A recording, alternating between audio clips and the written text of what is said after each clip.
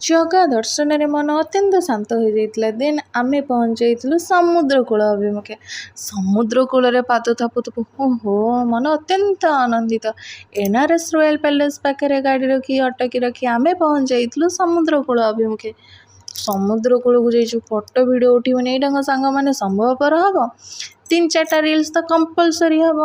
ଦେନ୍ ଆମେ ପହଞ୍ଚି ଯାଇଥିଲୁ ଅପାଙ୍କ ଘରେ। ଅପାଙ୍କ ଘରେ ପାଳନ ହୋଇଥିଲା ରକ୍ଷାବନ୍ଧନ ଭାଇ ଭଉଣୀଙ୍କର। ଦେନ୍ ଭଣଜା ଭାଣିଜୀଙ୍କ ସହିତ ଗେଲ ହେବେନି ମାମୁଁ ଏଇଟା କ'ଣ କେମିତି ହେବ? ଦେନ୍ ଆମ ପାଇଁ ଅପା ରାନ୍ଧିଥିଲେ, ପରସି ଦେଇଥିଲେ ଟେଷ୍ଟି ଭେଜ୍ ବିରିୟାନୀ। ଓହୋ କି ସ୍ୱାଦ! ଦେନ୍ ମୁଁ ଟିକେ ଗେଲ କରିଦେଇଥିଲି ମୋ ଭଣଜା ଭାଣିଜୀକୁ। ଖୁଡ଼ିଙ୍କ ଘରେ ରେଷ୍ଟ ନେଇକି ଆମେ ଘର ଅଭିମୁଖେ ଗ୍ରସ୍ତ କରିଥିଲୁ। ଘର ଅଭିମୁଖେ ଗ୍ରସ୍ତ କରିକି ଓହୋ କି ଟାୟାର୍ଡ଼ନେସ୍। ବାବା ଆଣିଥିଲେ ତ ଆମ ପାଇଁ ଏନର୍ଜେଟିକ୍ ଫଳ, ତାକୁ ଖାଇ ଟାୟାର୍ଡ଼ନେସ୍